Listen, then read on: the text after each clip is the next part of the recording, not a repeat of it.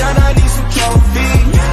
I can drive the lane, I can shoot the three. I can run 100 yards, I can throw it deep. I ain't choose the gang trophy. I'm a champion, I need some trophies. I can drive the lane, I can shoot the three. I can run 100 yards, I can throw it.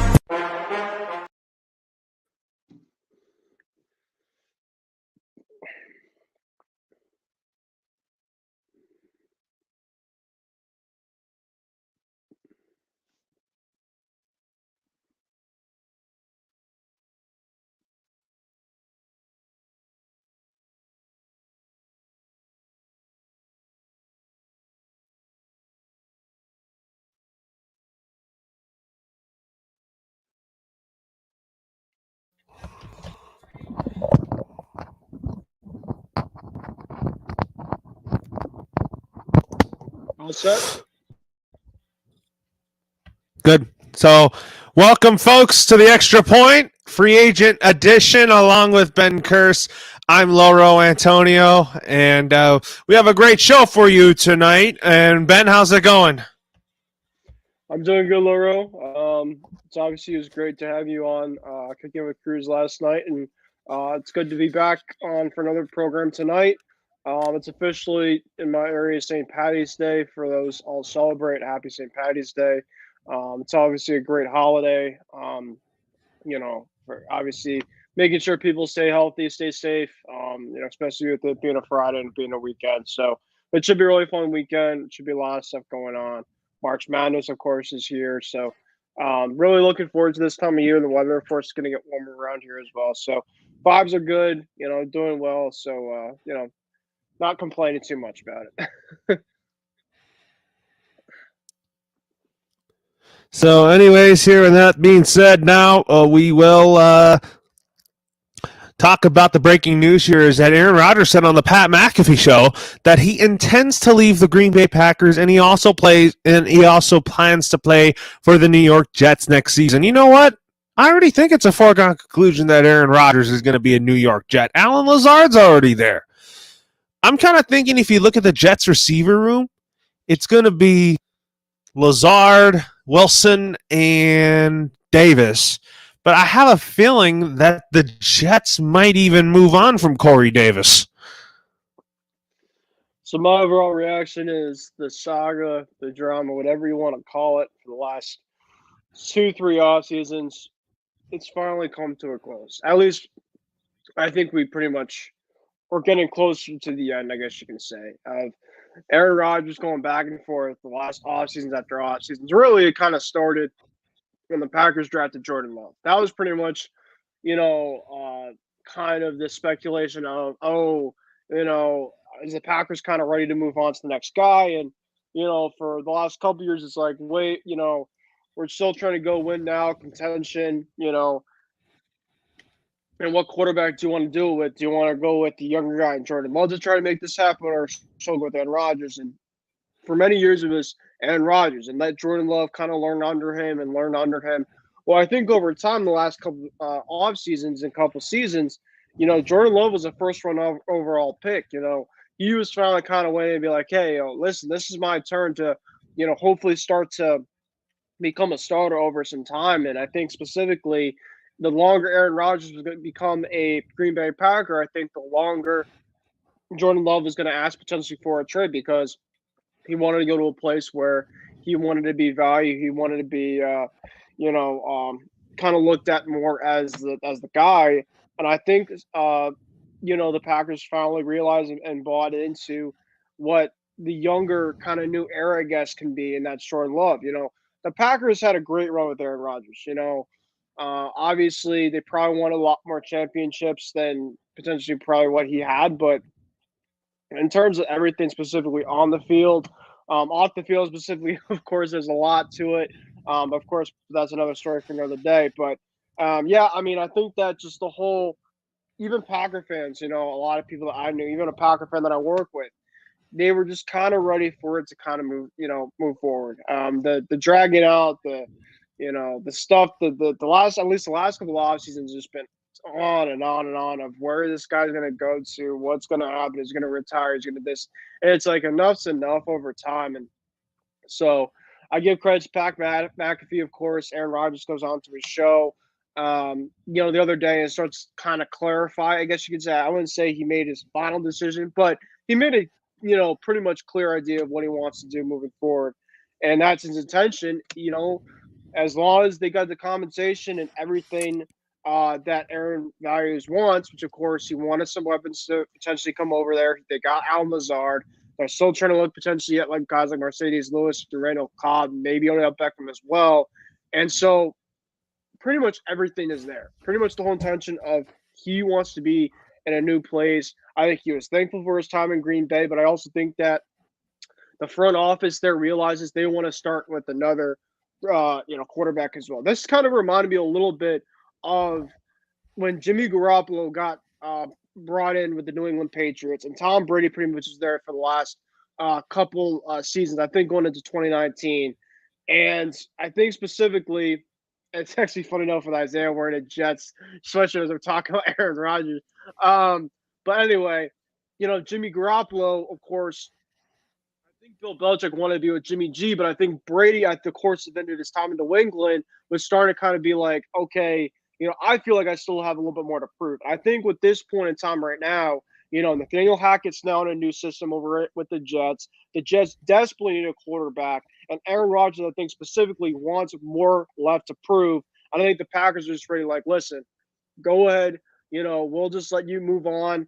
And I don't think the Packers are like this guy's washed or anything like that, but I think that they're ready for a new kind of young kid in charge, and they got to see a little bit of last year of what this guy can be. So I think when it's all said and done, I know that Schefter said today that they're not close to a trade for Aaron Rodgers, but it's going to take time. It's going to take time where I know that there was a report today as well that before the Raiders got Jimmy G, Aaron Rodgers was one of their top targets to get for quarterback because they were a top quarterback having needed type team. So, specifically the Jets got who they wanted. They got it Rodgers specifically after striking on Derek Carr and Jimmy G.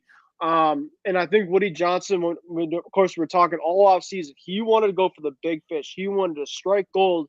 And I think specifically as of right now, Aaron Rodgers is ready to go to the Big Apple.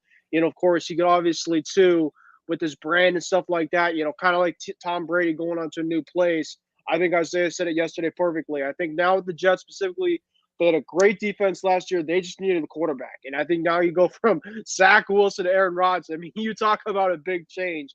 You're getting a much change for the better. In terms of for our Patriots, I just don't know specifically how I feel about it. I know it's tough to kind of see specifically, but I think that, for the Jet fans out there, they've been in desperate misery for so long and so long and so long. And I was telling a friend of mine who's a Jet fan around me the other day, I said, this might be the best potential quarterback that you might have had since Joe Namath, when it's all said, because they've been going through so bad quarterbacks year after year after year, maybe Mark Sanchez specifically, but even that. So, yeah, I think when it's all said and done, the saga will finally end. I think as of right now, it's pretty much close to an end. Aaron Rodgers is going to be going to the Big Apple. Isaiah, welcome aboard here. What are your thoughts on Aaron Rodgers being a New York Jet? Well, fellas, it's great to see you guys again. I know we did a show yesterday, but it's great to see you guys. Happy St. Patty's Day or early St. Patty's Day to all of you guys and to the rest of our fans that are watching this show right now. Ben mentioned that I was wearing a Jet shirt. I put this on for two reasons. Number one, it's because the Jets, they got Aaron Rodgers, so I had to obviously show that out. And I finally can wear this with pride instead of rocking this around and everybody, saying, oh, how about them Jets? How about them Jets giving away that punt return to that Patriots kick returner to lose that game? And also I wore this because this was literally my only green thing that I had in the closet. And I told everybody to wear green because it's our St. Patrick's Day special. So that's why I decided to put that on. But about Aaron Rodgers, listen, we talked about this yesterday on Ben's show, Kicking It with Cruz, that you guys should all tune in and watch every single week. I think that both Packer fans and Jet fans alike should all be celebrating, because I think that for the Jet fans, you finally get the star quarterback that you have been lacking for year after year after year after year. I don't think the Jets have had a superstar quarterback since Joe Namath. I mean, they've had Mark Sanchez, but I mean, nobody talks about Mark Sanchez as a superstar. He was good for 1 or 2 years, but when you talk about Mark Sanchez, it's mainly because of the butt fumble. And then you have Sam Darnold. He was supposed to be that superstar quarterback, but then it didn't work out.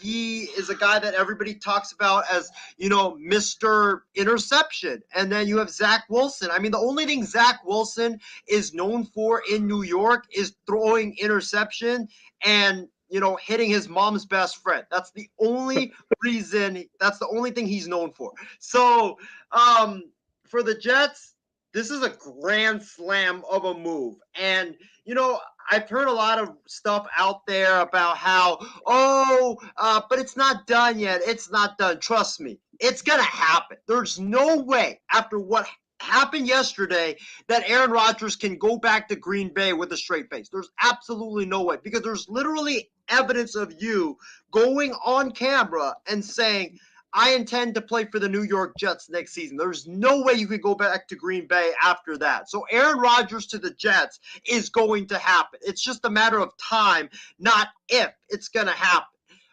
And for the Jets, they have a great defense. They have a great defense last season, and they're going to have a great defense for years to come. And all that they were missing was a star quarterback, and now you get one of the best to ever play the game in Aaron Rodgers, and you pair him up with Breece Hall. You got Garrett Wilson, one of the most electrifying young wide receivers in the game. You have Alan Lazard, who signed. And also, don't forget, it's not just that Aaron Rodgers is coming. It's that Aaron Rodgers and a bunch of other star players could also follow Aaron Rodgers. This is going to be Tom Brady 2.0. You're going to see a star quarterback go there, and then you're going to see a bevy of stars and players that want to go to New York to play with Aaron Rodgers, just like a boatload of players did when Tom Brady went to Tampa Bay. I won't be shocked if Odell Beckham Jr. follows Aaron Rodgers to New York. I won't be shocked if DeAndre Hopkins follows Aaron Rodgers to New York. I won't be shocked if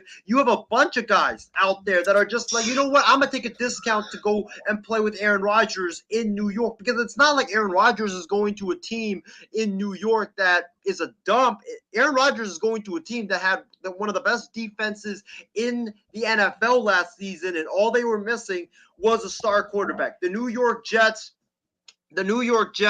I think with the move to get Aaron Rodgers yesterday, I think the New York Jets just solidified themselves as the AFC East front runner next season. I think the Jets just won the AFC East with that splash to get Aaron Rodgers. And not only that, I think that the New York Jets last night, by Aaron Rodgers saying that he wanted to play for the Jets, in a matter of minutes went from laughing stock all the way to Super Bowl contenders. And it's crazy how far of a jump that they went in the matter of moments. And for the Packers, if I'm a Packers fan today, I am not sad whatsoever that Aaron Rodgers is gone, because, this saga has just been annoying for the past couple of seasons. You've been twisting in the wind for the last couple of seasons. Is Aaron Rodgers going to go? Is he going to stay? Is he going to retire? Is he going to go to Denver? Is he going to go to San Francisco? Is he going to go to New York? Like, it's exhausting. And there's been just so many questions about, Jordan Love. When is Jordan Love's time? When is Jordan Love? Is Jordan Love going to get traded? Is he going to stay? And you finally have clarification. And if I'm a Packer fan today, it's a sigh of relief that you finally have the clarification for the next 5 to 10 years on what your future is going to hold. Your future is now Jordan Love. You're not going to be twisting in the wind anymore. You know who's the guy at the helm, at the quarterback position, and how your team can move on building around Jordan Love. So I think Packer fans and Jet fans should both be celebrating today, because the Jets, you just basically emerged as a Super Bowl threat now with the move to get Aaron Rodgers and possibly more. And for the Packers, you just got your clarification. You got your verdict on what your future is going to hold. And I think that this is a win-win for both sides. And, you know, what I'll wrap up with this on Aaron Rodgers is that I feel so bad for not only Bills fans because it looks like the drought is going to continue in Buffalo for Dolphin fans, but I feel so bad for you guys, Ben and Loro, because it just seems like that the AFC East is getting better and better and better, while the Patriots, yeah, they got Juju, but they're not really doing anything, while the AFC East is just getting better and better and better, and more stars are coming. You know, Jalen Ramsey to the Dolphins, Aaron Rodgers to the Jets. You know what the Bills have. So I feel bad for all the Patriot fans because, you know, you guys might be sitting in last place in that division because the division, even though your team is solid, the division is just so damn good. So, you know, it's a great day for both Jets and Packer fans. And, you know, Aaron Rodgers, man, get ready, New York. The Big Apple is gonna be, you know, pumping with green gas because the New York Jets, they're gonna be the talk of the town now, and it's gonna be crazy to see.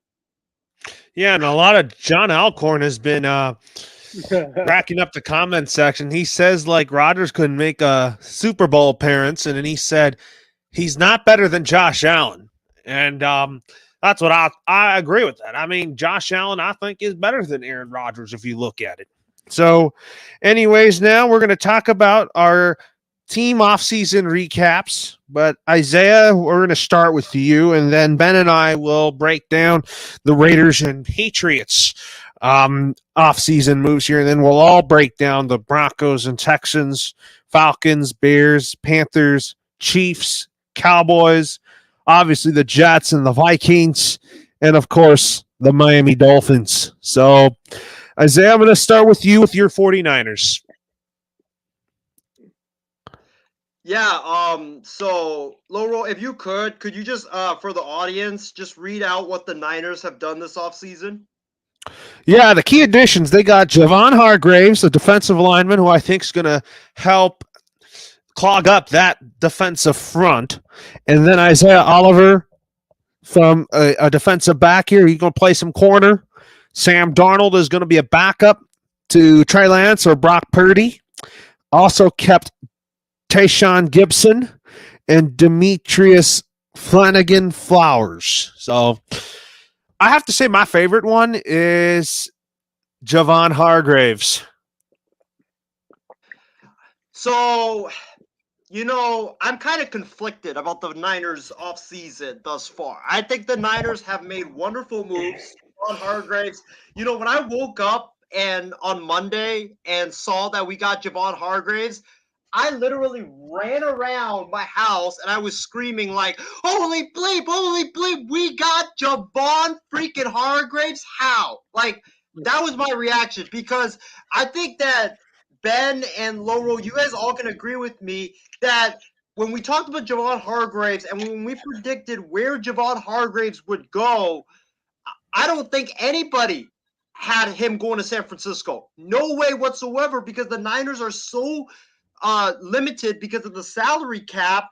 And Javon Hargraves was the best defensive player on the free agent market. And when we predicted where he was going to go, it was either Chicago, it was either Atlanta, it was the Raiders maybe, because they had so much salary cap space. And I was for sure that he was going to demand like $20 to $25 million a year because he was the best defensive player out there. So when I saw that the Niners got him, I was like, I don't know how we got him because we had no salary cap space whatsoever to get him. But you got to give credit to Parag Marathe, who is our salary cap specialist, who does a wonderful job with the salary cap. And you also got to give credit to John Lynch and the front office for executing this move. Because if you look at how the contract is structured, and it's structured so smartly. He's getting $6 million this season. That's it. He's getting $6 million for this season, and then it's just backloaded. It's backloaded. I think he's getting 15 next season, and then 20 the year after, and then 27 later on. Obviously, it's going to be bad for the 2 seasons after this next season, and then the following season. But he's only making $6 million for next season. That's not even veteran minimum money. He's going to get that little for next season. I mean, it's absolutely crazy what John Lynch was able to pull off and got Javon Hargraves to accept. So it's a great addition. You get a beast in the middle who can draw double teams, triple teams, and who can go crazy after the quarterback and stop the run. That will unleash Nick Bosa on the left side, Eric Armstead in the middle next to Javon Hargraves. It's going to bring back the amazing 49ers pass rush that was there when they won when they went to the Super Bowl back in 2019. All you're missing is another threat to the right side of this defensive line. If you can get a Frank Clark, if you can get I know Khalil Mack is staying in Los Angeles with the Chargers, but if you can get like a Frank Clark, if you can get a Leonard Floyd opposite of Bosa with Hargraves and Armstead in the middle, every quarterback in the NFL, they should absolutely, when you play San Francisco, don't even play. Just go on vacation because, I mean, why risk your body to the punishment and the torture that's going to be that Niners defensive line? Because, oh my God, it's going to be scary with that pass rush and that defensive line. So I love that move a lot. Darnold, I mean, it's a decent move. He is like that Drew Lock mode. He's a reclamation project. And Kyle Shanahan is one of the best at developing quarterbacks and helping them reach their full potential. And, Darnold is kind of like Lock in the way that I feel like both have been really coached badly by their previous coaches, and they haven't really been developed really well. So I like it. I think that, you have a quality quarterback 3 behind Brock Purdy and Trey Lance, that way, God forbid any of those 2 guys get hurt, then you can have Sam Darnold who could come in. And I think in Shanahan's offense, I think he's going to really revive himself, and he's finally going to get the development, and he's going to, be able to look like that number 3 pick that was spent on him, because let's face it, he's got talent. He wasn't the number 3 pick. He didn't even play bad last year. I saw him live in Tampa. He didn't play bad at all. Yeah, he didn't play bad. He just needs the right coaching, and I think that, this is the right situation for him. Isaiah Oliver, I mean, he's coming off a torn Achilles. He's only making $1 million or $2 million this season. So, I mean, it's a low risk, high reward type of a move. So I don't really know what to expect from that. But I just feel like, what I told Ben and Laurel yesterday on Kicking It with Cruz is that when you look at the Niners, they got better in terms of they got Hargraves. They got one of the best defensive players in free agency. But then they lost a lot of key contributors from last season. You lost Ebukam, you lost Omenahu, who were your top 2 pass rushers outside of Bosa, and you lost, 2 or 3 corners and safeties that was key instrumental pieces in your secondary, and your secondary has already not been that good.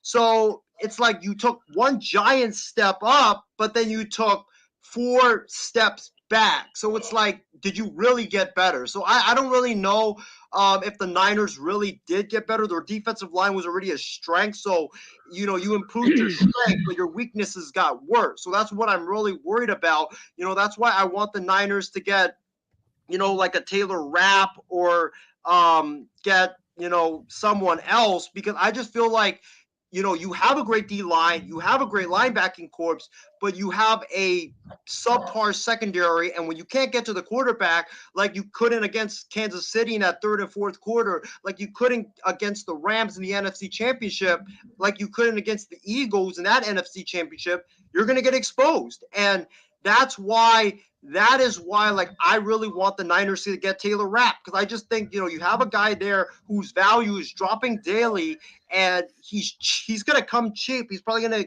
get like $4 million, $5 million, which is not that much money whatsoever. You sign him, you have a guy that can, improve your secondary and make your secondary better than what it is. So I mean, I like the moves the Niners made. If I had to give them a grade, I'd probably give them a B- right now, just because Hargraves, that was a great move. That was a grand slam of a move.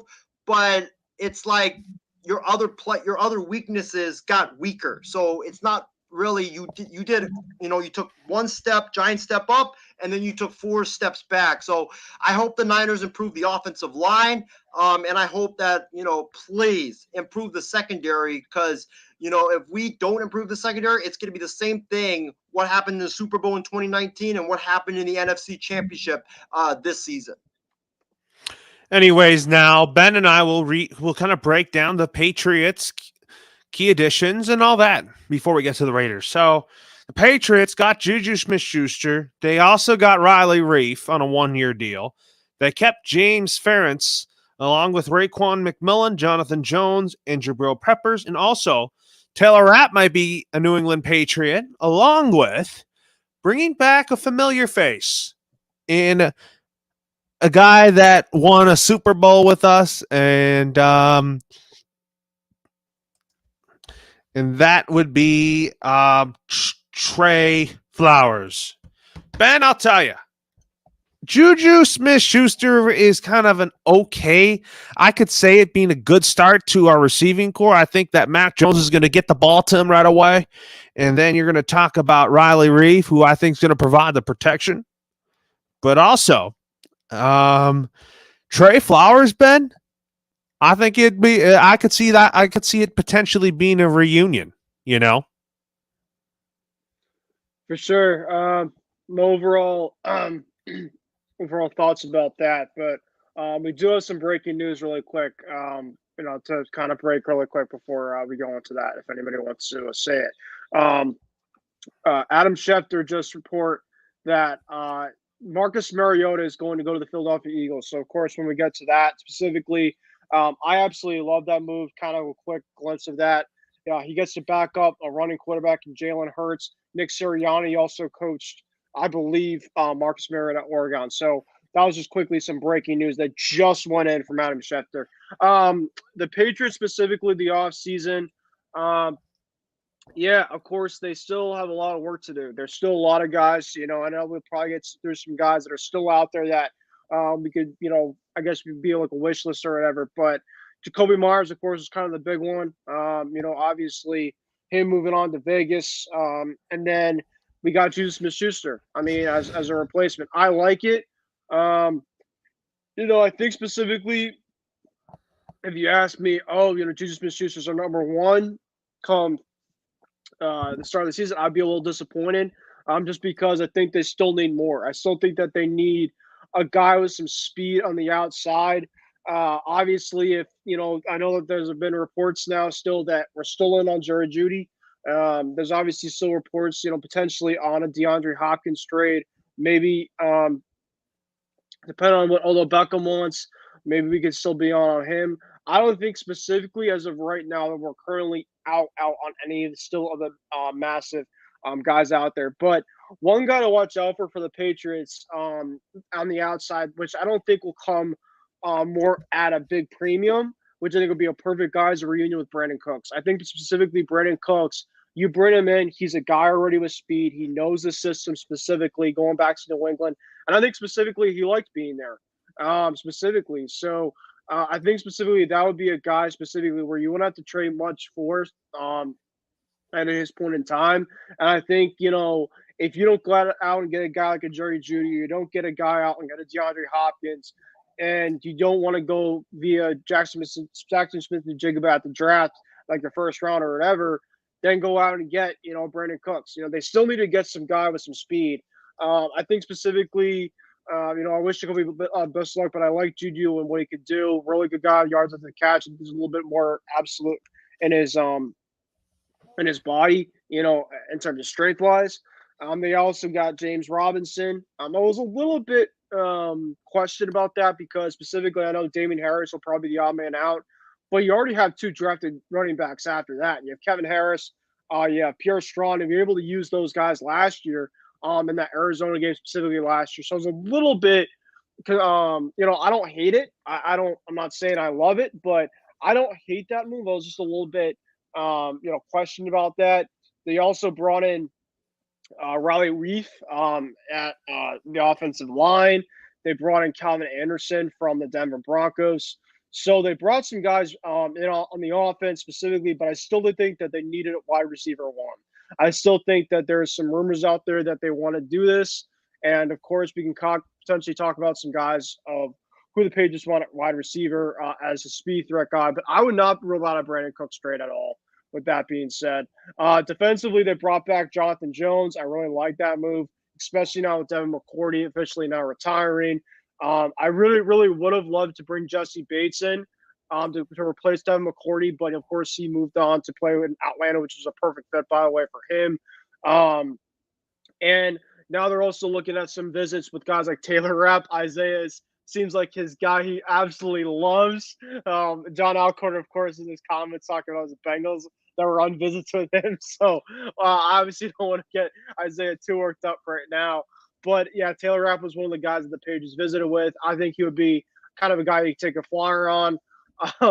Maybe Trey Flowers reunion, of course, the defensive line. So, but I still think that there's a lot of work to do for the Patriots, especially with a lot of the moves that, like you said, Isaiah, the Patriots, they want to become where they want to be this in the division, at least for the playoffs.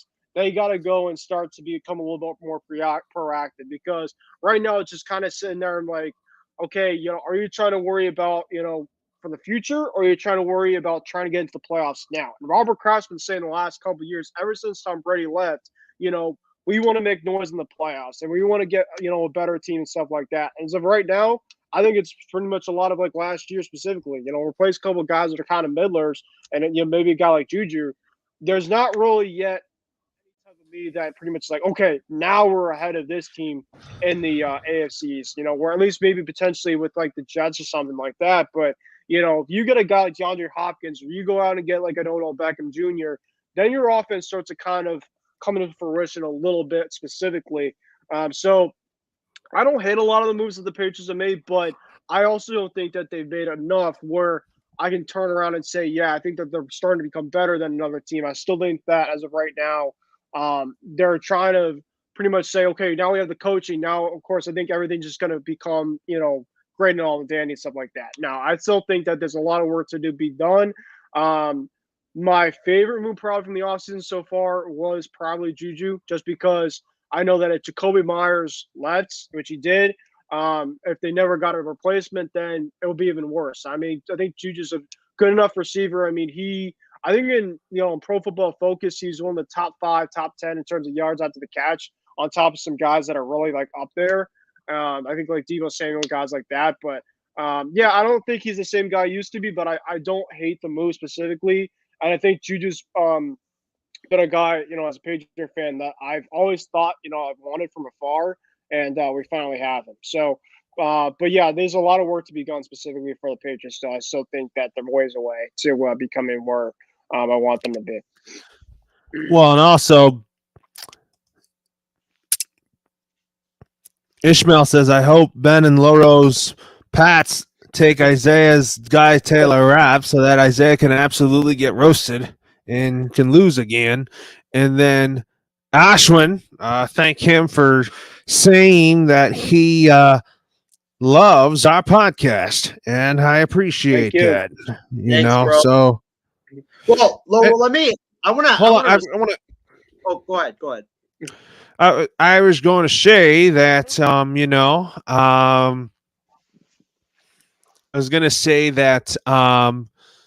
was going to say that we are going to move on and talk about the Raiders off-season moves here, such as Jimmy Garoppolo, Marcus Epps, Jacoby Myers, and then Darren Waller to the Giants, and the 100th pick in the upcoming draft. So both Ben and Isaiah, you guys have the floor on this. So I'll go first on this. You know, I think the Raiders have done decent this offseason. I think getting Garoppolo was good because you needed a bridge quarterback. You know, they're not in position to draft a guy that's ready right now, in Bryce Young or CJ Stroud or Will Levis. So they need a guy that could be a bridge because it's most likely that they'll draft Anthony Richardson, and he's not ready. He's not going to be ready next year. He's not going to be ready the year later. So you needed a bridge quarterback, and you got it in Garoppolo, who knows McDaniels' system very, very well. And then, you know, you got the Raiders also got Jacoby Myers, a lot of familiarity with Garoppolo. You add that to what Garoppolo has in his treasure chest of weapons. But the move that I didn't like was them trading Darren Waller. You know, Garoppolo loves throwing to tight ends. He loves throwing to guys that, you know, are his security blanket across the middle. And Darren Waller's that guy. You know, Darren Waller is a guy that can go over the middle, can, you know, catch those 50-50 balls. He's very, very tough when it comes to over the middle, and he's a security blanket. And I don't know why you got rid of him. It makes no sense. You only got a third-round pick back. The Raiders should not have traded him. I don't think that was the right move, but I think they have done decent. I like the Garoppolo thing. I thought that, you know, when I was on the phone with Loro before the show, I thought he failed his physical because I thought that there was, I think, reports that his press conference got weirdly postponed. So I was worried that, oh no, Garoppolo failed his physical. It's going to be like a Carlos Correa situation again. Then, you know, who are the Raiders going to get? Because everybody's basically gone. So, but you know, it looks like it's good that he is going to be good to go, but you're going to have him, you're going to have Jacobs, you're going to have all the weapons, but I still wish that they had kept Waller because Garoppolo just loves throwing to tight ends, and now your best tight end is Foster Moreau, and he's not really like a difference maker at tight end. But I think it's been a decent offseason for the Raiders. What about you, Ben? What is your thoughts on the Raiders offseason so far? They're the Patriots West. They really are. I mean, you know, Brandon Bolden, Jakob Johnson, Jimmy Garoppolo. I mean, you name it. It's basically every type of former guy out there. Of course, not Philip Dorsett. You know, you just name it. You know, they're even the Patriots were linked to a guy. Forgot his first name. I think it's like Andrew Van Inkel. He's a linebacker from the Dolphins, and the Patriots visited with him today, and then the Raiders visited with him. So even when there's interest from the Patriots from Philip Dorsett, interest between the Patriots and the Raiders, just feels like, you know, Josh McDaniels wants to get guys that have interest with us or one of our former guys, which I think is really, really interesting. Heck, you know, Brian Hoyer just got released today from the Patriots per the transaction wire. So, you know, maybe he goes to Vegas to back up Jimmy Garoppolo. But yeah, I think the Raiders did okay. I'm not surprised specifically on the Waller trade just because of the reports out, you know, with kind of the stuff about, you know, the linking of potentially the marriage of Darren Waller and Kelsey Plum. And I think that Waller was kind of caught off guard that way. I think that Waller, though, said that he wasn't expecting to be traded. So I think that really just came down to that specifically. So I don't think that the Raiders wanted to trade him, but I think that they really had no choice at the end. I think Waller eventually started to make a trade request. But I think that the Raiders need to get some help defensively, especially in their secondary, because they were one of the worst secondary teams last year. And I still think that there needs to be moves to be done in their secondary. I also think potentially some linebacking help for them as well, too. I would not be surprised specifically. I know this is probably a little bit out of the, you know, the kind of, I guess you could say kind of a wild take, but maybe Bobby Wagner to the Raiders. I think that Bobby Wagner over in that middle of that defense, because they need to get a guy alongside with Max Crosby that can just be a difference maker. Be a guy that defensively, like, man, you know, we got to really scheme up for this guy. Or, you know, I know Chandler Jones potentially was going to be that guy, but, you know, I mean, he was okay, but they really need to get some help outside behind of their passes, because if their pass rush doesn't get to the quarterback, they're pretty much a lot of their defensive games. It's a long game. You know, they're just never really in the games defensively. So I think specifically for the Raiders, they've been trying to go out and get a lot of guys offensively, which is fine, but you got to be able to have it on both sides and be balanced. And they need to be able to be able to be on the secondary and get some help there.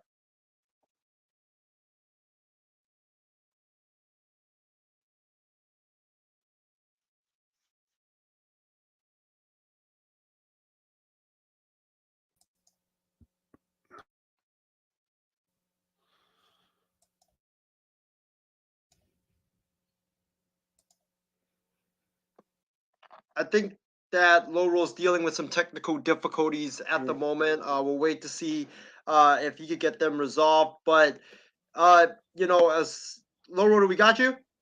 Yeah, I'm back. Perfect, Oh. perfect. So you gave all your thoughts on the writers and all that. Yep. Yeah, I did. Now we will talk about the Denver Broncos.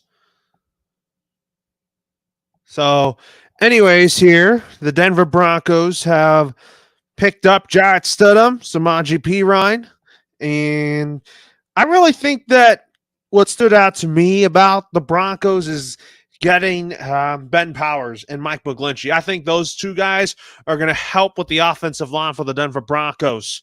And what about you, Isaiah? I'm going to start with you. What are your thoughts? What stands out to you about the Broncos offseason so far?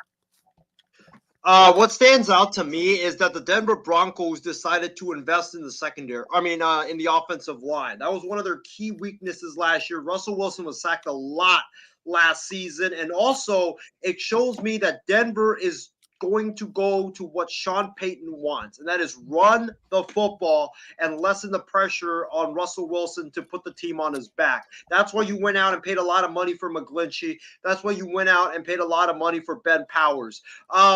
I don't really like the McGlinchey deal because I think McGlinchey is very overrated. I've seen him in San Francisco. He is a decent offensive lineman, but he's not worth a lot of money like the Denver Broncos paid.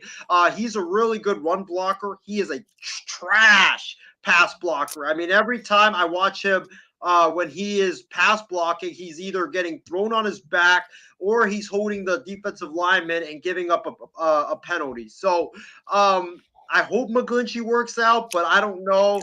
I think that for the Broncos, yes, you did reinvest in that offensive line. I think that was huge for them. Getting Powers will help. Getting McGlinchey will help win the run game. But I think for the Denver Broncos, for them, how they're going to have success, it comes down to how Sean Payton can coach Russell Wilson. Their biggest acquisition was not McGlinchey or Ben Powers. It was getting Sean Payton to come in to be the head coach of the Denver Broncos. And I think that by them getting him, that was already a great offseason for the Denver Broncos. But as far as the players, I like what they did. Zach Allen's a good fit up the middle in Vance Joseph's defense. But I think Denver needs more, like another corner, as well as another like defensive end that can replace the production that you lost from Bradley Chubb. And also you lost Draymond Jones, which is a huge loss for Denver because he was one of their better pass rushers after Bradley Chubb departed Denver. So I think for Denver, I like what they did on offense, but defense, I think they still need some work. Yeah, you're right. I mean, they still need work. And Ben, what are your thoughts on the Broncos offseason so far? Yeah, I agree. I think that they finally started to invest on the offensive line. Russell Wilson, even in Seattle, he's been pretty much ever since he left, he was basically pretty much encompassing that I want to get more help offensive line wise. He's been getting sacked and sacked and sacked year after year after year the last couple of years. And I think finally, I know you said, Isaiah, that McGlinchey's probably overrated, which, for you, of course, with him being the Niners, you can attest to. But I think that the Broncos needed to go out and get some help regardless. And I think that you look at the offensive tackle class, you probably think that McGlinchey probably is still one of the guys out there that is going to get paid top dollar. So the Broncos really got, I'd say, better getting McGlinchey as well as Ben Powers. Really helps a lot, specifically on the offensive line, because they were one of the worst offensive lines, I'd say, in football last year. Of course, getting Sean Payton is going to be massive because you'll be able to, use Javonte Williams. I think potentially maybe the Broncos get another. They also got Perine too. So Javonte Williams and Perine, I think, are a really good combination, a seeking good combination. Zach Allen, of course, is a great guy. He's actually a guy that I really wanted uh, the Patriots to get. He was actually in New England. He's a New England native because he played against my high school for football. So I know him. I don't know him personally, but I know that of course, playing his high school, he is an absolute beast specifically. And then they got Alex Singleton, which I don't know a lot about, but really getting McGlinchey and Powers, the two guys specifically that are massive moves for them on the offensive tackle. Now, the biggest thing about the Broncos is what they do on the receiver mark, because as of right now, there's still reports out that Jerry Jeudy, Cortland Sutton, potentially even KJ Hamler could be on the trade block. So, what do the Broncos do? Do they trade one of them? Do they trade a couple of them? Time will tell about that specifically. But as of right now, that they got better specifically as a team, getting a couple offensive linemen that should be able to protect Russell Wilson. I mean, I think they have a lot of work to do, but I still think that the Denver Broncos are going to find a way to revamp that offense. I think the Broncos offense is going to be much better than it was last season. Sean Payton's offense is going to be fantastic. Looking forward to watching what this team can do. Next up, guys, with that being said, now we will talk about the Houston Texans. They got Jimmy Ward to reunite with DeMeco Ryans. Then you got Case Keenum. I don't expect him to be the starting quarterback. I do expect him to be the backup because it's going to be CJ Stroud that's going to start. I think Case Keenum will mentor him. I think he will start if Stroud were to get hurt, but you never want to root for injuries. But Case Keenum is an experienced backup, and I do think that this is a good role for him. Then you got Robert Woods and Noah Brown, whoever Stroud will have. But I have the Texans getting C.J. Stroud at 2. And then I have Will Levis going to Indianapolis at 4, with Bryce Young going to Carolina at number 1. So Case Keenum, I think, is going to be the backup quarterback to either Young or Stroud. So that's kind of my thinking here. Andrew Beck, Hassan Ridgeway, and then my guy Shaq Mason is reunited with my guy Nick Caserio. That was more of a Caserio move. Scott Quisenberry and MJ Stewart. I'll start with you, Isaiah. I mean, when I said Case Keenum, I think he is going to be a great mentor to whoever that rookie quarterback is. But I expect the Texans starting quarterback come week 1 to be a rookie. And it will be CJ Stroud or Bryce Young, but I expect the Texans to go with CJ Stroud at number 2. What are your thoughts? My thoughts is that I think the Texans have had a sneaky good offseason so far. And it's great to see because the Texans have had really bad off seasons the last couple of years. And when you look at what they've done, Jimmy Ward, really good safety. He's very durable back end. You have a guy that knows DeMeco Ryans' defense. He'll be back there, experienced guy. And that's, that really helps your secondary. Case Keenum, good backup, can help mentor the young rookie. Robert Woods is a very underrated receiver. Prior to him getting hurt, he was one of the best receivers in the NFL. So he's very, very, very solid. And I think that he gives a good weapon to either whoever they draft, whether it's CJ Stroud or whether it's Bryce Young somehow, or Will Levis. Or Will Levis, yeah. They will have a good quality, reliable weapon. Noah Brown is very underrated. He was, I believe, the second or third most productive wide receiver on the Dallas Cowboys last season, and he's very, very fast, and he's a guy that can stretch the field, and you give that a speedster to your rookie quarterback. Andrew Beck, I mean, he's a decent tight end. Hassan Ridgeway is going to be able to provide some pressure up front, which the Texans really need. But I think the best move is Shaq Mason, because Shaq Mason did a great job in Tampa Bay as a guard on the offensive line. And also, with also you re-signing Scott Quessenberry, it gives you 2 guys on your offensive line who has a great history of protecting the quarterback. And it gives great confidence to your young quarterback that, hey, I won't be sacked a lot my rookie year. I'll be protected very well. And I think that's why a lot of these rookies struggle, is because they're always getting sacked and then they lose their confidence. And then, they always struggle because of that. So I think with the Texans building around the offensive line, giving your young quarterback, quality weapons, not great weapons, but quality weapons will really, really help. And I think it's a good start for the Houston Texans.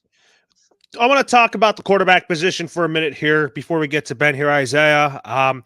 Talking about Case Keenum, I don't expect him to be the starting quarterback in Houston, although there was a report I read that said if the rookie quarterback isn't ready, then you go with Keenum if the Texans want to go that route to let the young quarterback learn and develop. But I just don't see that happening because I think the Houston Texans are building for the future, and that's why I don't see Case Keenum being the week 1 starter.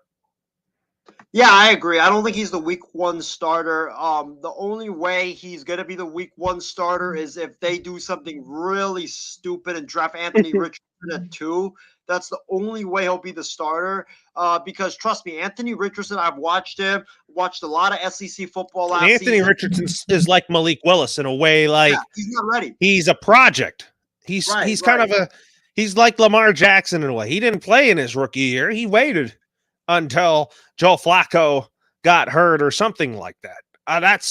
That's how I see that. But when it comes to my rookie quarterbacks and who I think is going to start week 1 out of the rookie quarterbacks in this year's class, Isaiah, for sure it's going to be Bryce Young, C.J. Stroud, and Will Levis.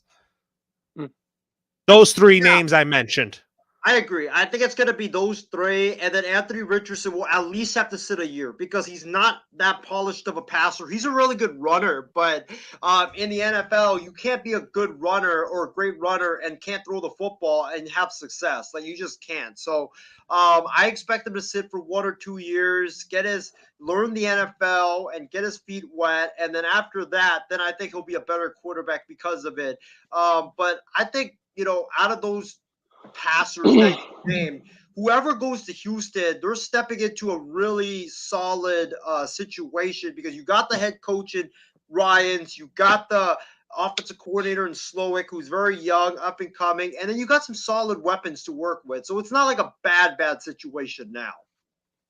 Well, we got to talk about the Panthers, and we talk about Dalton being there. I don't expect Andy Dalton to be the starter there.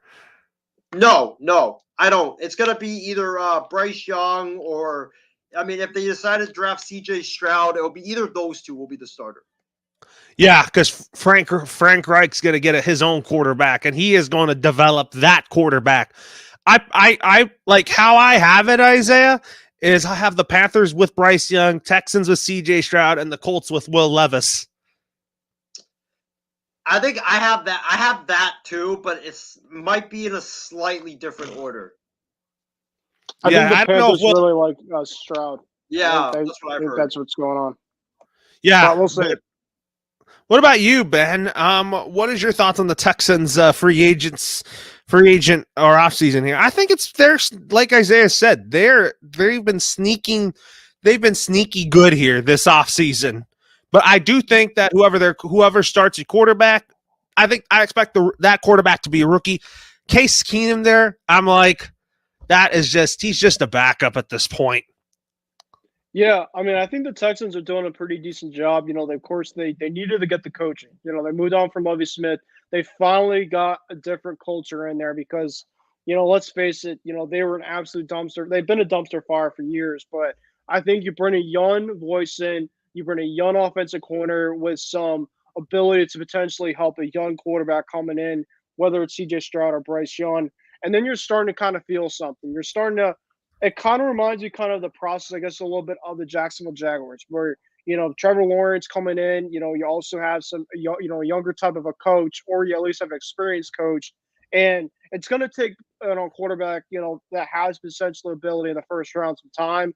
But I think specifically, you'll start to kind of realize, get some pieces on the defensive side. I think specifically, I wouldn't be surprised if the Texans go out and get a Mike Gesicki or Dalton Schultz potentially at tight end. I think that they could potentially, upgrade at tight end and maybe get a guy like a security blanket at tight end, guy across the middle for, whether it's Stroud or whether for Young, because in both of their offenses for Young and Stroud, they love throwing a tight end. So I wouldn't be surprised about that.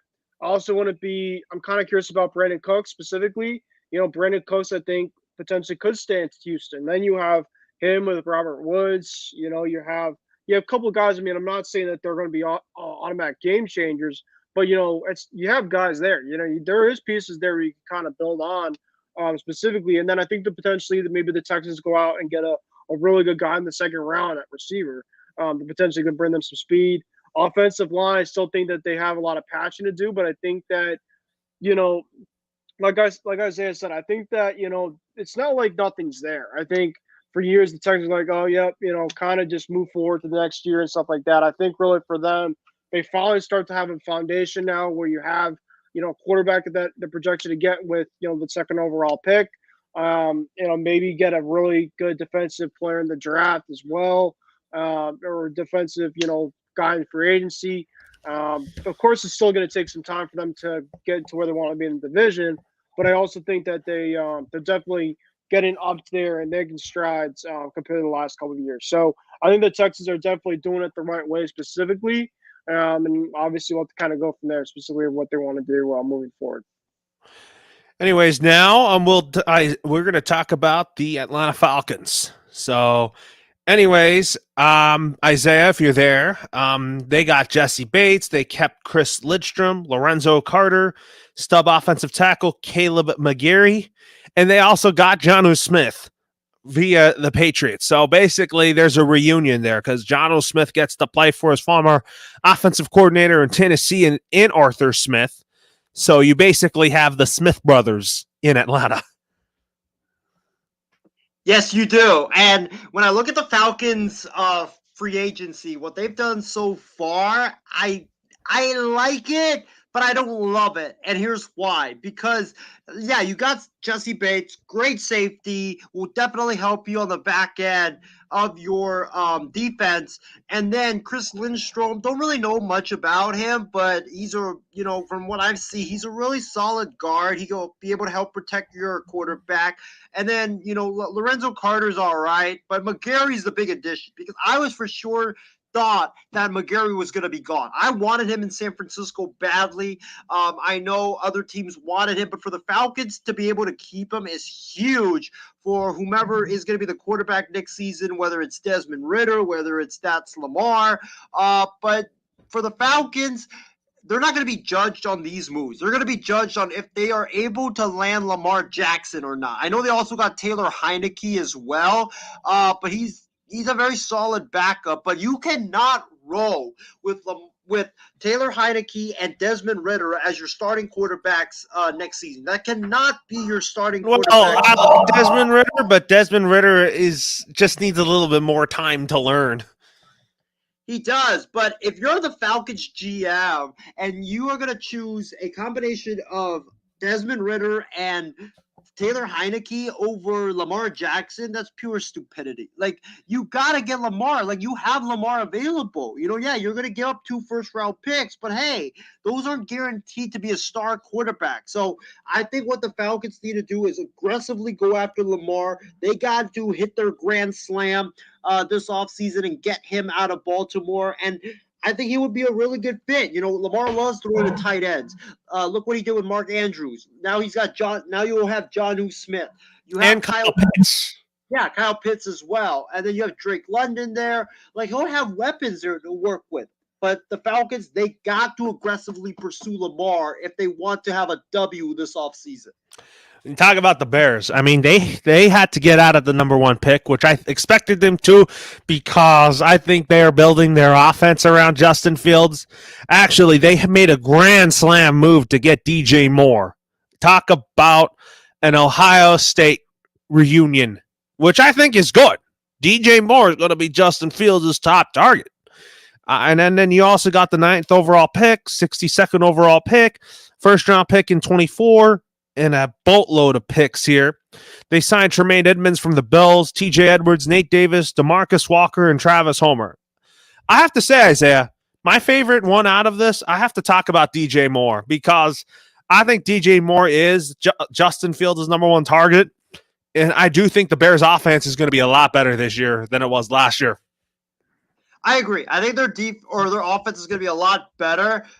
They got Travis Homer. I know they lost David Montgomery, but you have Travis Homer, who's a really solid running back who Justin Fields can hand the ball off to and rely on him. You have, Nate Davis to protect him. You added DJ Moore, who's a very, very solid wide receiver. And plus, you're also going to be able to draft another player as well at number 9, and also with all the other picks that you got and that you have. So the Bears, I like what they're doing on offense. I like that, they had to trade that number 1 pick. There were a lot more needs that they had, so they got a lot in return for it. The big one is obviously DJ Moore from the Carolina Panthers, which now you give Justin Fields a reliable target. But they need to add more, and I think that it's a good start, but you got to add more this offseason. And I want to see them add more players on defense, Loro. They added Tremaine Edmonds. He'll be good to man the linebackers, to man the middle of the defense. TJ Edwards is solid. DeMarcus Walker, he's bounced around a lot. He was solid last year in Tennessee, but I think they need to add more pass rushers. They got to add more secondary players, and then you add Talk that about Robert Tonyan from the rival Packers, because yes. Robert Tonyan, I think, is going to help Justin Fields big time, along with Cole Kmet. Yes, security blanket. Cole Kmet and Robert Tonyan as well, who also has a relationship, I believe, with With Luke Getsy. With Luke Getsy, exactly, from their days at Green Bay. But I think they need help on defense. I think the Bears' offense is decent, but they need help on defense, especially the pass rush. Next up, we talk about the Carolina Panthers. They got Andy Dalton. Andy Dalton is just a backup now. He is not going to be a starter again. He was a starter because the Saints just didn't have anybody. That's pure stupidity there. Hayden Hurst, I think, is going to really help with the passing game, along with Miles Sanders with the running game here. And that's a good fresh start for him. Deshaun Williams, Shy Turtle, and Von Bell. And then you talk about the first overall pick, and then they got Bradley Bozeman. I have to say the Panthers' biggest splash was Frank Reich. And I do think that the Panthers' offense will be tailor-made with Reich.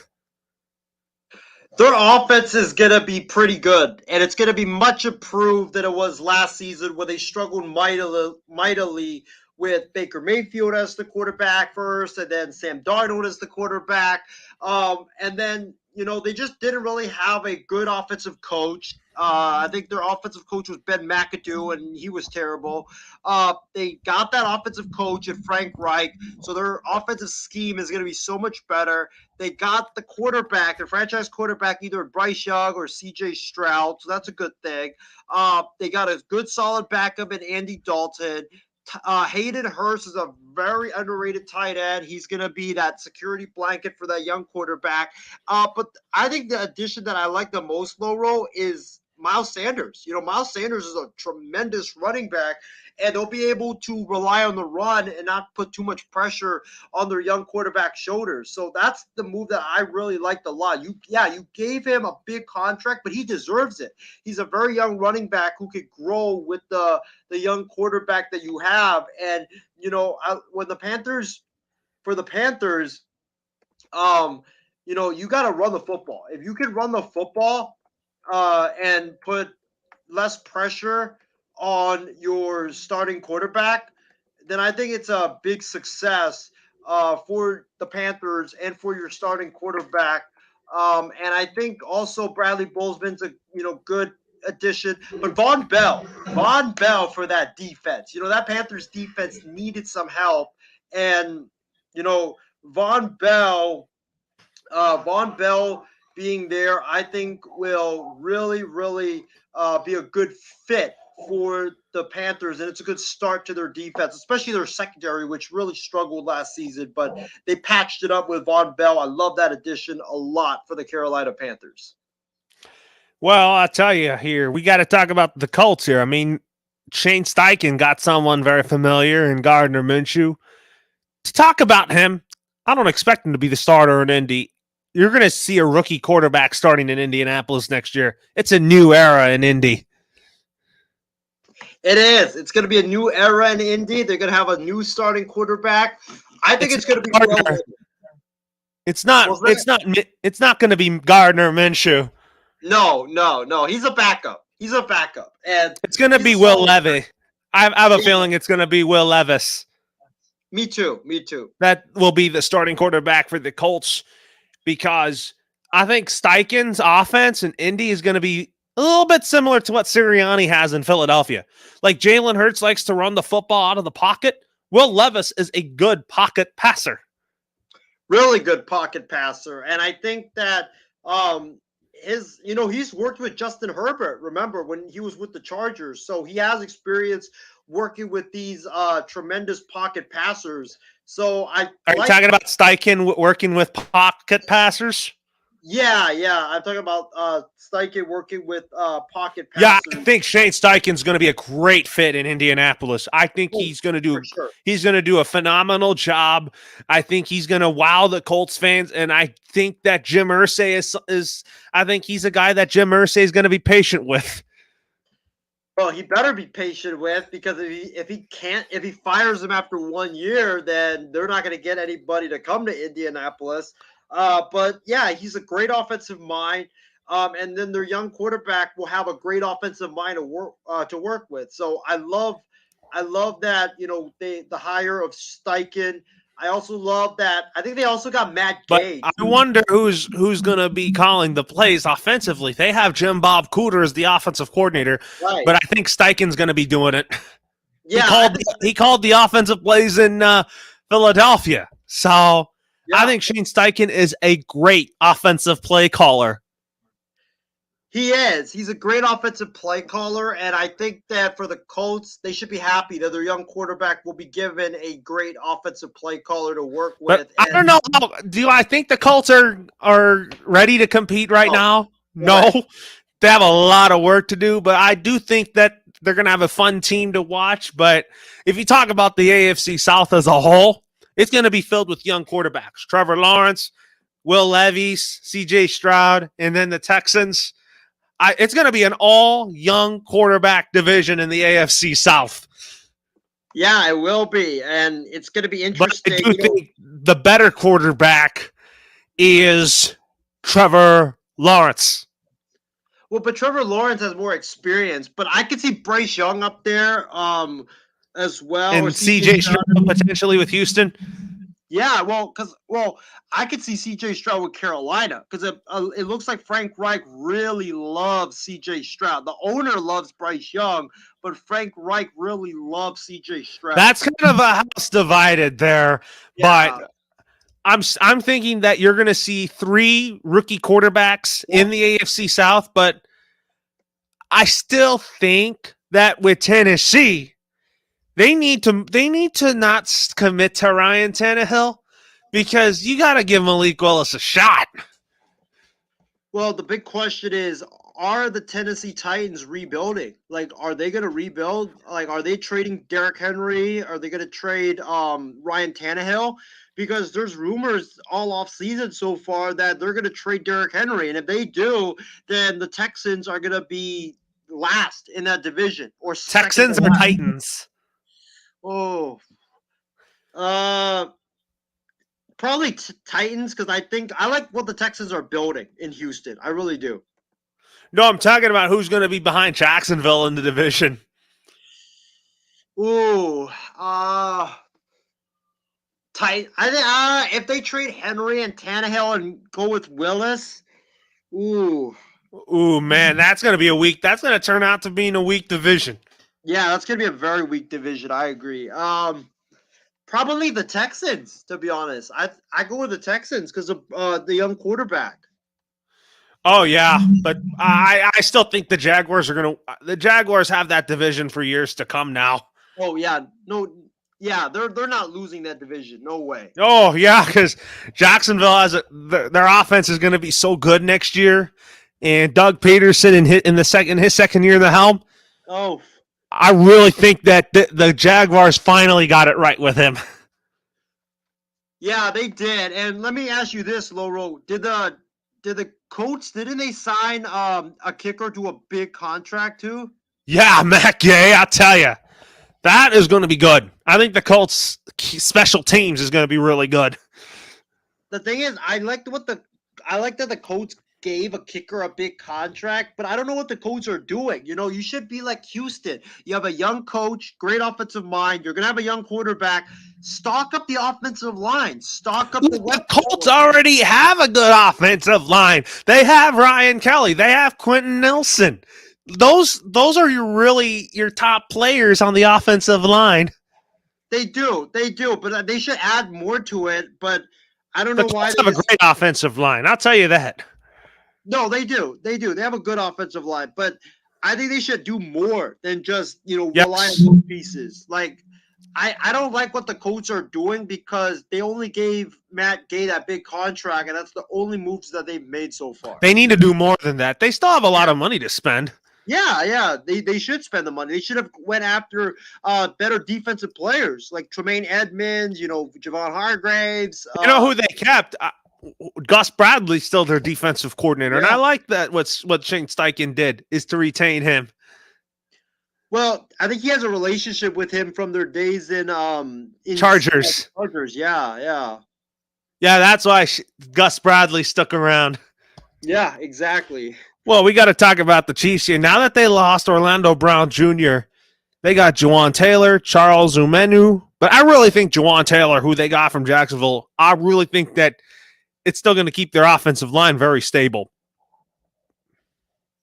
I don't know how the Chiefs keep finding this hidden money to give to these top free agents. I really don't. I mean, they somehow got Orlando Brown. They somehow got Joe Thuney a couple of years ago, and then now they get Juwan Taylor. Juwan Taylor was one of the best offensive tackles on the market. It's a shame the Bears didn't get him. It's a shame that the Steelers didn't get him. It's a shame that other teams that had a lot of cap space didn't get him, and you let the Chiefs get him. He's a really good tackle, and he's going to really help Patrick Mahomes and, keep Patrick Mahomes upright. But for the Chiefs, they did lose Juju. I think they lost Juju, and they lost another key player. But Omenahu's underrated. I mean, that guy can get to the quarterback. I think he's going to be he's not going to be like Frank Clark. He's not going to be that dynamic, but he's still going to be able to help you get a little bit of the sacks that you lost from releasing Frank Clark. So I think the Chiefs have had a decent offseason, but I think, unfortunately, Laurel, the loss of Juju might hurt, even though the Chiefs have a lot of weapons, but I wish they would have kept Juju because he was one of those playmakers that really scared the heck out of the defense. Yeah, I mean, I think that, Hardman's going to come back stronger than ever. You got Sky Moore, who I think is going to be a big factor in that passing game. I trust what the Chiefs are doing. I trust what Brett Veach is doing. Well, there's also reports that they might get Taylor Rapp, so who knows? Man. Gosh, to add to that secondary? Yeah, but I think the Chiefs are still one of the best teams in the AFC. Oh, they are. As long as you have Patrick Mahomes, you will always be the best team in the AFC. Yeah, that last year, one of your division picks, the Broncos winning the division last year, looked really bad on you. Oh, I know it did. That the Broncos ended up last place, right? Or they were like third. Yeah, them and the Broncos are just they were just extinct. They were all hype, and Nathaniel Hackett couldn't handle it. But hey, with Sean Payton in Denver now and Justin Herbert in LA, I think that division's gonna flip. I think it's gonna be the Raiders that are gonna be last with McDaniels, sadly. Yeah. Well, they have Jimmy Garoppolo though. They do, but he better stay healthy. He's just got to stay healthy. That's the thing. So for the Cowboys, they got Donovan Wilson, Leighton Vander Esch, who they kept, Tyron Smith, and then talk about Stephon Gilmore, who I think is going to be a big, big part of that defense. But you know what? Was it time to let go of Ezekiel Elliott? It was time, because I think the Cowboys really like Tony Pollard, and I think Tony Pollard is going to be the man getting the load at running back. call me crazy, Loro, but I think the Cowboys can go to the NFC Championship next season because that defense is loaded, and it got even more loaded. I know it got loaded, but I still like the Philadelphia Eagles. I do too, but that division is going to be stacked with both the Cowboys and the Eagles, and it's going to be very fun to watch. But look at And the Giants, too. The Giants, yeah, but you have Diggs on the left side. You have Gilmore locking down the right side. Opposing teams' quarterbacks now aren't going to be able to torch the Cowboys secondary because they're going to lock up the top two receivers with Gilmore on one side, and then you have Diggs on the other, and then that pass rush is going to get to the quarterback. That defense is going to be one of the top defenses in the NFL, and all Dak's got to do is not turn the ball over, and I think the Dallas Cowboys are going to win a lot of games. The only thing they need is Dallas got to get Odell Beckham Jr. because if they can get another difference maker at wide receiver with CeeDee Lamb, oh my God, I could see Dallas going to the Super Bowl. Why do you think you see Dallas going to the Super Bowl? Because that defense is amazing. That defense is amazing. And, you know, that they're just – I feel like they're a couple pieces away from actually being NFC contenders. They need to get another wide receiver that could be a difference maker. They shouldn't have traded Amari Cooper. That was one of the things that they shouldn't have done. Because now you have Lamb, but you lost Noah Brown, and Lamb's going to get doubled and triple teamed, and you don't really have another difference maker that could take the top off that defense. You're right. So anyways, here now, we will talk about the New York Jets. They got Allen Lazard, who I think this paves the way for Aaron Rodgers coming to the Jets. Chuck Clark, a trade with the Ravens, and then they kept Quincy Williams and Greg Zuerlein. I think the Jets are closing in on getting Aaron Rodgers, but Isaiah, I know you went bold on them, and you thought that this leapfrogged them over Buffalo.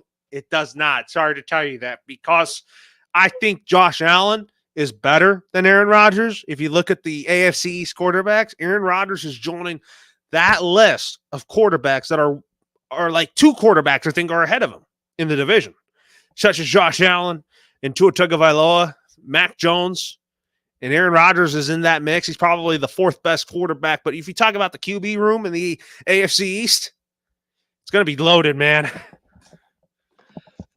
The Jets' offseason is still incomplete because they're going to get Rodgers, no doubt about that.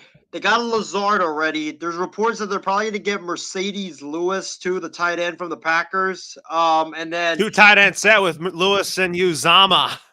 Yes, exactly. And then they also they're going to get Randall Cobb. That's what I heard. What are you going to do with all these wide receivers? You got to cut one of them, Corey Davis.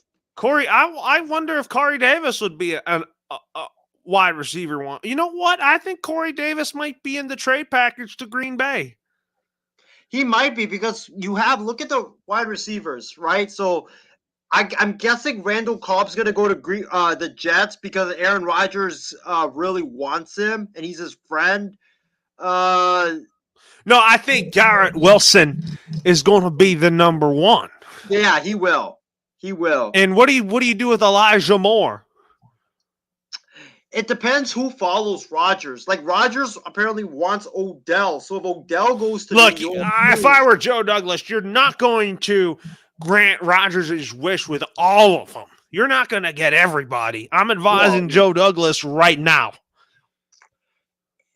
Like it's really tough to judge the Jets because I think their offseason is just incomplete. I think they're going to get more players. I think you're going to see more players following Rodgers to New York.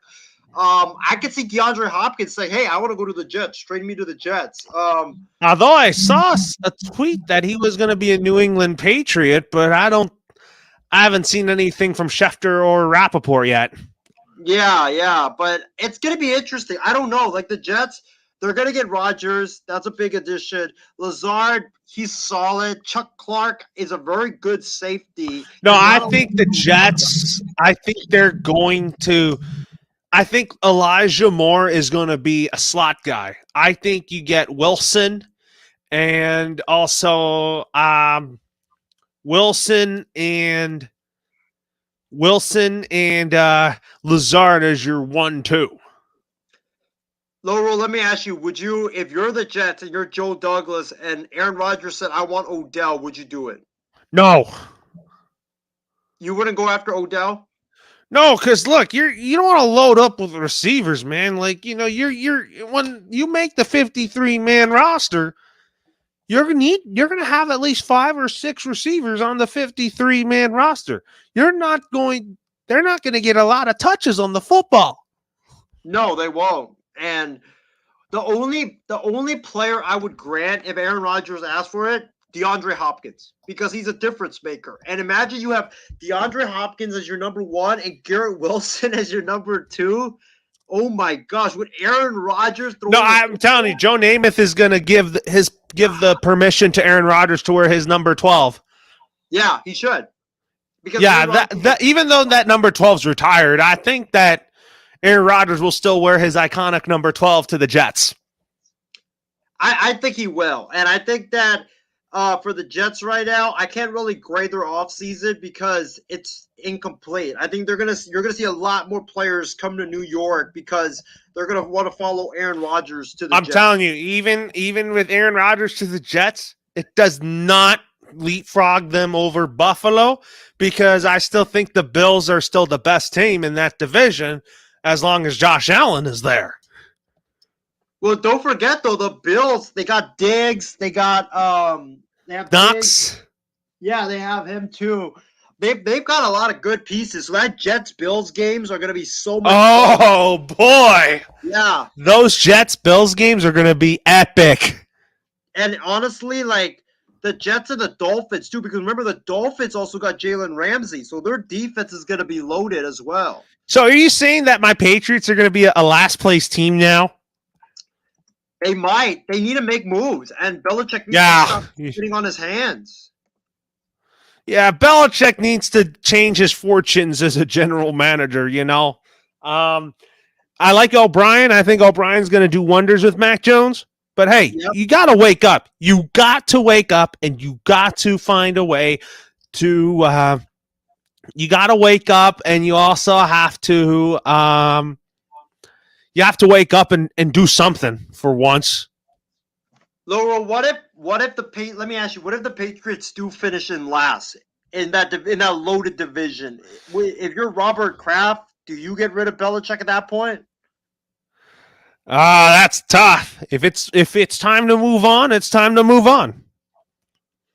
Yeah, but then who would you hire though as a successor? Well, look, you have the Patriots already have a succession plan in place. It looks like we're going to groom Gerard Mayo into that role slowly. I mean, I think he would be a good fit, but for me, But I wouldn't mind Bill O'Brien being our head coach because I Bill wouldn't- Bill O'Brien's a great play caller and he can continue to call plays. Yeah, for Mac Jones. Yeah. If he's our head coach, I wouldn't mind that. Whatever you do, just don't hire Matt Patricia as head coach. Good God. Bill O'Brien would be good as a successor to Belichick because Bill O'Brien knows how to call plays. He's going to get the best out of Mac Jones, although he was good in Houston, but wasn't good enough. No, he was solid though. They made the playoffs a few times. Yeah, like he's not going to be remembered as winning all these division titles. I completely agree. So that's why the Texans fired him because it was because of all the toxicity. I mean, Yeah, and I think for Mac Jones' sake, if let's say Bill O'Brien did become the Patriots head coach, it would really benefit him because then he can continue in that offense instead of having to learn a whole different offensive scheme. yeah, that's what I'm kind of thinking too. But Gerard Mayo is a good coach, but I'm kind of thinking that if Gerard Mayo's our head coach, he can retain O'Brien Yeah, I agree. because I really think Gerard Mayo is head coach material. Yeah, he is, but I don't think he's head coaching material now. I think he needs to grow a little bit more. That's why Belichick's going to groom him in that role. Right. So, anyways, we talk about the Vikings. And the Vikings got Byron Murphy, Josh Oliver, Marcus Davenport, then Nick Mullins, your boy, along with Garrett Bradbury and Greg Joseph. You know, I really like the Vikings really got younger on defense. You know, I don't really always say a lot of good stuff about the Vikings because I've never believed in them because I know they'll always choke. But I'll give them credit. But you talk about the NFC North now being wide open with no more Aaron Rodgers. Who do I think is going to win that division? I'm probably going to go out on a limb that the Packers would because of Jordan Love. I'm going to go with Detroit. Don't sleep on Detroit in that division. Yeah, they lost Jamal Williams, a great running back. But did they get David Montgomery? The Lions did, but you know what? Yeah. Wouldn't it be so cool if the Lions were due for a home playoff game? Oh, yeah, that crowd that's going to be great for the city of Detroit. Yes, it would. I totally agree. But yeah, oh my God, the Lions. Dan Campbell, I love that guy. Yeah, he's amazing. But the Lions, dude, I won't be shocked if the Lions win that division. I think the Lions, with that division being wide open, the Vikings, the Lions, and then the Chicago Bears and the Green Bay Packers. I've said the reason why I would go out on a limb with Green Bay is because I think Jordan Love's going to be great under the Matt LaFleur offense. Well, I think Love will, but I don't really have like a lot to say on him because I haven't seen him play a lot. I know he played against the Eagles. He looked great. He looked amazing against. And then you talk about the Vikings. I think Kevin O'Connell has done a great job there. He has, and that their offseason's been decent. I mean, they got Byron Murphy. You know, they got rid of the old guys on that defense, and they replaced them with young guys like Byron. That's why the Vikings were always in these close run games. Yeah, well, Byron Murphy replaced Patrick Peterson, right? You had to get young. The Vikings defense had to get younger, and they did. I wish they kept Eric Kendricks, but Eric Kendricks I think is going to be a big part of the Chargers defense. Yeah, and they got the Vikings got Marcus Davenport, which is a good addition. Bradbury, you kept him. Nick Mullins, solid backup. And then you got Josh Oliver from the Ravens. So I like what the Vikings did. I think that they got younger, which we said they needed to get younger on defense. Their defense was too old. It was their great offensive or defensive line. Linebackers were pretty good, but the secondary, everybody was old as heck and past their prime. All right. Anyways, with that being said, we talk about the Dolphins. They got a good backup in Tua this time when they got Mike White. And then David Long, Jalen Ramsey, and then Raheem Mostert and Jeff Wilson. But you talk about Mike White. You know what? In case if Tua gets hurt, Mike White is going to be great in that role. For me, the Dolphins this offseason thus far in the first week, they get a B because they got Jalen Ramsey. Defense is going to be amazing with Xavier Howard there in that secondary. They fixed their defense. They fixed their secondary. They also got Mike White, solid backup. In case Tua gets hurt, you could have a chance in games with Mike White as your quarterback. But the big one was not Ramsey. It was re-signing your running backs, Raheem Mostert and Jeff Wilson Jr. They're going to be key to the Dolphins because Mike McDaniel's like Kyle Shanahan. He wants to run the football and, rely on the running game, and you need good running backs to do it. And Mostert's very fast. Wilson's a power back. He's a guy that runs over people. So I like what the Dolphins did, but I think what the Dolphins also need to do is they need to continue. You have Bradley Chubb there. You have Vic Fangio there. But for the Dolphins, I want the Dolphins to get more pieces on the offensive line, Laurel. That way Tua doesn't get hit a lot next season like he did this past season. I think the Dolphins should make a trade for Derrick Henry if I were them. Get that Alabama Crimson Tide reunion with Waddle and Tua and Henry. Oh my God, that'd be a monster offense with Derrick Henry, with Waddle, with Tyreek Hill too on the outside. Like, you will be super scary on offense. Absolutely, but now other top headlines here: the Chargers running back Austin Eckler granted permission from the Chargers to seek a trade. I don't really blame him for that because, he wants to be a number one back. Would it look good? Would it look bad on the Chargers? I think it would, absolutely. What was your thoughts? I think the Chargers need to pay him because he's their top back, and you got to give him the money that he is deserving of because you need a running game to complement Justin Herbert, and he's a difference maker at the running back position. I also think that the Dolphins should be making calls. You talk about Derrick Henry going to Miami. I think Austin Eckler would be a great fit in Miami. I also think that teams like Seattle, teams that are on the fringe, like Seattle, you have other teams. They should make a push for Austin Eckler because Austin Eckler is one of the best backs in the NFL, and I think that if the Chargers do trade him, they're going to be losing a big time back, a big time piece on their offense. And I think for the Chargers or for the team that gets him, they'll be in great position. Also think, Laurel, your Patriots should try to make a run at Austin Eckler. That way you can have another good back with Ramondre Stevenson. Anyways, here now, that being said here, now we talk about Orlando Brown, who I think is going to be a great addition to help protect Joe Burrow. And what are your and I really think that they had to get this right on the offensive line. But I still think the Bengals are going to extend Joe Burrow without a doubt. Massive move. Massive move for the Bengals. This is a great move for Cincinnati because you get one of the best offensive linemen in football to protect Joe Burrow. And yeah, you gave him a lot of money, but hey, it's worth it because you need to invest in the offensive line. You can't keep getting Joe Burrow hit and keep getting Joe Burrow hurt. So Joe Burrow is a great quarterback. You need him healthy. So they need to protect him. And Orlando Brown's one of the best tackles in football. And not only that, but Laurel, you steal him from the rival Chiefs. You steal him away from the Chiefs. You weaken the Chiefs in the process of getting better. This is a great move by Cincinnati. I really love the move, and I think that it's going to really help Joe Burrow. And watch out for the Bengals, man. They're going to be in the running for the number one seed in the AFC next season.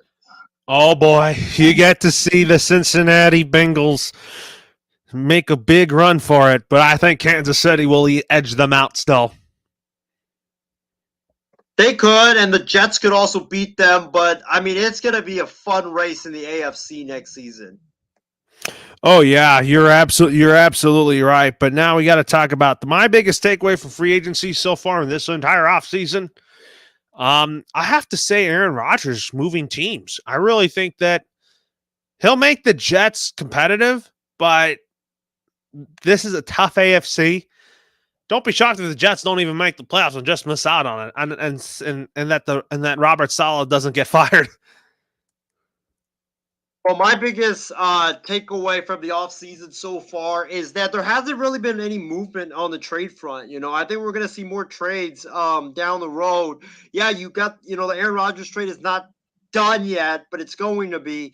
But Austin Eckler, Derrick Henry, DeAndre Hopkins, you can still see a lot more fireworks down the road, and I think we're gonna get some. We've only got very little so far. Jalen Ramsey, that's all we really had. Stephon Gilmore, but that was about it. And I think for the teams in the NFL, you're gonna see the trade market start hitting soon. You're going to start seeing the trade market start moving because a lot of these players have now signed and teams are at free agency. Then it's going to be the trades, and then it's going to be the draft. Anyways, what are your closing thoughts here? It's been a great show here tonight. My closing thoughts, it's final thoughts, great show. Thank you to, Laurel. I mean, we had a lot of comments tonight. If you look at our comment section, we probably had at least 40, 50 comments. Chardot, Edward, Ben, thanks for tuning in. Ben, thanks for hopping on. Ashwin, thank you for the love and support, man. I love the podcast, really appreciate it. Also, John Alcorn, thank you, man. Thank you for, congratulations on getting Orlando Brown. Thank you so much for, all the love and the support. And let me tell you this, if John Alcorn's Cincinnati Bengals get Taylor Rapp, you can find me on Mars. I will be sick to my stomach if that happens, because I fell for a tweet last week that the Niners had gotten Taylor Rapp, and if I go from the Niners thinking that the Niners got him to them losing him, and it was a fake tweet, to him going to John's team, I will be sick to my stomach. But so John, don't take Taylor Rapp from me. And then I think that's about it. But great show. Thank you to everybody for all the love, and hope everybody have a wonderful St. Patrick's Day tomorrow. And we're not gonna have Extra Point low roll, I believe, until the NFL draft. April, yeah. Until the NFL draft. But anyways, for Isaiah Loro signing off, and you have a great, great night, everybody.